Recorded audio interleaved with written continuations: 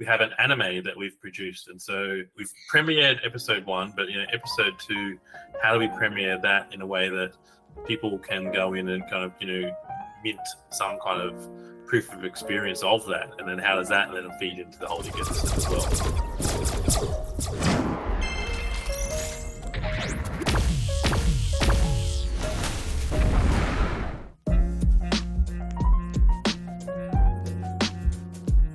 Hey guys, what's up? Aman here from the IndiGG team, and joining me today, of course, is Benjamin Lee from a little-known Web3 game you might have heard of.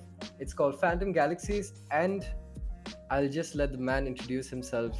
Yeah, so my name's Ben Lee. I'm co-founder and managing director of Blowfish Studios. I have an engineering background, software engineering, but then I've also done a lot of design, and now also kind of participate in the tokenomics design as well of Phantom Galaxies, and really trying to create the best and biggest Web3 game with Phantom Galaxies.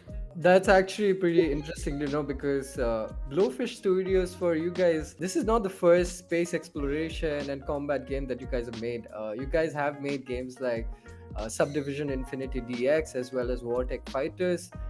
Do you think those games have given you a lot of learnings for your game Phantom Galaxies, which is currently on early access and is poised for full release sometime in the near future? Yeah, 100%. So just to clarify, Blowfish Studios, we are a game developer, but we're also a third-party game publisher. But as publisher, obviously, we have a lot to do with the development from beginning to end, and then also taking it to market and still giving feedback into the game design. Through our involvement in publishing those games is where we were able to see that style of game. It's a niche, but it's a niche following in traditional game spaces. So as a personal interest of mine, I've always been a big fan of mecha and transforming robots as well. So that's where we were able to come together. We started and we created our own game, Phantom Galaxies. I think one of the best things about your game is how the robot transforms into the spaceship as well as the mecha suit, right? That's pretty interesting. Speaking of which, one of the best things about RPG games is character customizations. Will we get a lot more character customization? Yes, no, 100%. So it's definitely a big part of the future of the game and what we've been working on. So I know right now we've spent a lot of time getting to the generative part of where, with the NFTs and you being able to generate the mecha and your avatar, and that's fully generative. Every single starfighter and avatar is unique. There's none that are the same. We've designed it so that the thousands that are created out are unique. Now, with that system, the next step is the customization, with all the gear and the loot for the starfighters, for the mecha, and then also the same thing will go for the avatars as well. So that is next in our kind of roadmap to really allow the players to customize. And not just the looks, but also from the skills and what you can do with your starfighter, that will also come through. Currently, you guys have 4 starfighters in the game. So will we have more? We do have a distant design where you can subclass, so you'll have sub builds. We want to stay with the 4 base builds, and then later on allow people to kind of go to specialize down inside that. We already have concepted up different starfighters that they're different themes, right, and different collections, and so they'll look completely different, but for now they will fit into one of those 4 build types. So basically a lot more visual and cosmetics are coming for the mechas themselves. A lot of Indian gamers, for them, IndiGG is the first way to discover Web3 games, and Phantom Galaxies has kind of taken it off between the community because they have never seen a game that looks this good in Web3 as well as plays this good. So what advice would you give them before they launch Phantom Galaxies? I think what you see in early access is it's a very kind of big first step for us, in that for Phantom Galaxies itself, we're building this really expansive multiplayer online. In the future, you'll be able to build your own space stations, you have your planets and kind of populate those. But the big thing about it is we're really embracing Web3, and by that I mean our planet right now, our planets, our starfighters, and our avatars, they're all NFTs. And they were kind of generated from mint passes, which are, you get to the technical aspect, they're 1155s, which mean you can buy, that mint pass, and then you generate a random version of what you actually look like. And then our gear. So the gear and loot you're currently getting in game, that will expand out. Keep expanding out. So right now, you kind of got common and rare items, but will keep going out. Players will be able to mint those items out. So not the common and rares, but anything above that. So you'll be able to turn those items that you're gaining in the game into NFTs, which you can then be able to trade, sell. You can start up an alternate character. You can transfer it to another wallet if you want. You can form your own guild and you kind of share that around your guild. It's up to you, because Web3 is about digital asset ownership. And then the next part is with Astropho, governance and utility token. There's areas in the game you can spend the Astropho right now on buying different resources, on Battle Pass, the elite track pass. With that, we've got both your NFTs and your fungible tokens, your FTs as well, being able to be used in the game. So right now, the gear and loot isn't on chain, but then soon you'll have that opportunity to shift it on chain. And then same thing for the resources.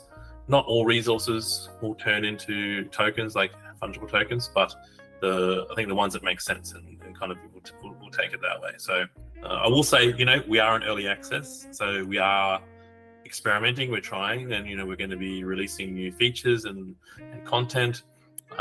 It's amazing our community we have in the Discord and Twitter. Oh, it's not Twitter, X, whatever.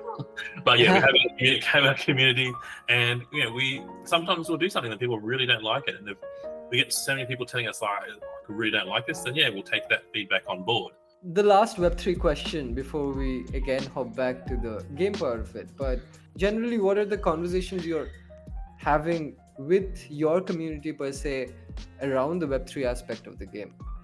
Yeah, no, good question. So for us, one of the things that we saw that people, they push back against Web3, and it seems a bit silly, but they push back against the notion or the idea of what Web3 and ownership is, even though that's something that everybody wants, in their call. So we just say, just play the game. We're not presenting it as a value proposition to a normal gamer from the Web3 place. What we're saying is, play the game. It's something that we built, that we are building it for people to enjoy it as a game, as a normal gamer would. And then from there, based on saying, all right, this is just a normal game that I really enjoy and engage with, then being able to see the benefits to what Web3 brings to a game space. And it's going to be a kind of a slow realization, or it's going to take some kind of like light bulb go off in their brain. And the idea is, though, because they love the game, love playing the game, that be able to happen naturally and organically. So it's definitely not a short-term thing we're trying to do, and we're not trying to sell anything Web3 to them right up front, because if you do that, that's when they get the pushback to people that don't like it, right? And so you say, look, whatever, it doesn't matter, just play the game, and then and we'll go from there. So makes sense. Phantom Galaxies did talk of sequels and a comic book. Tell us a little bit about that. Of course, yeah. So I mean, we actually have a comic book that tells like the prologue or lead into the game. We've actually produced that and created that now, and so just looking at the best way to kind of release that. So obviously I want to be able to use them as a way to expand the lore and give enjoyment to reading them. But then, people that collect them, it always comes back to, what can we offer in the game? If you collect all the comic books, then you might get this really cool anime skin. We have an anime that we've produced, and so we've premiered episode 1, but episode 2, how do we premiere that in a way that people can go in and kind of, mint some kind of proof of experience of that, and then how does that then feed into the whole ecosystem as well? Going back one step, you did say there's an episode 1 of Phantom Galaxies that anime already out. Where would our community be able to view that? Yeah, I think we put it on our YouTube channel, so the Phantom Galaxies YouTube channel. You better go there and watch that. It's episode 1 of our anime. We have episode 2 that's wrapping up, and we'll be looking to launch that sometime soon too. I think we have a lot of anime fans in our community, so if you guys want to watch the episode 1 of Phantom Galaxies anime, it'll be in the link in the comment section. Last question, are we expecting other games from Blowfish Studios built in Unreal, other Web3 games, anything around those lines, any expansions that we might not expect? We've announced we're working with a few different partners on other Web3 games. The Wanderers is another Web3 project that we're building the game out with them. The Red Village. So they're kind of like partnerships where we're building the game experience because we're expert and skilled, in that sense. For ourselves, we have a few unannounced titles that will come out in the future. Right now we are fully focused on Phantom Galaxies, but of course the idea is that our earliest, our current community will be the first ones to learn about it, and also to get kind of some early access view and NFTs to go and play those experiences. And we are focused on not competing with ourselves. So then they're different genre to Phantom Galaxies, but a lot of fun, and we know that they'll be super popular as well. Any hints of genre or timeline, anything along those lines? Timeline, no, but one of the other genres that we found really resonates with players is action or survival horror. So, interesting. That's interesting. Survival horror. I think that would be pretty cool to see a survival horror Web3 game. I think that brings us to the end of this video, but just one last question. Do you have any things to say to our community, Web3 gamers, or the IndiGG community, Indian gamers at large, about Phantom Galaxies? Please feel free to let the community know. Yeah, firstly, a big thank you. IndiGG has been a great partner, and it's been fantastic to bring your community in there and playing the game. So it really is a big thank you to everyone going in there and playing and giving us that feedback. Hopefully, you're enjoying the game. Stay engaged. We've got so much for rolling out. And the other one is, share the love. Bring your friends in. Bring more people in. If you're part of another kind of community or project that you think would do really well with integrating and partnering with Phantom Galaxies, and certainly bring that to our partnerships team, because that is something that we're well prepared now to really kind of be in there and try. Thank you so much for your time, Benjamin. It was lovely speaking to you. Thank you, Omar. Great talking to you. Thank you.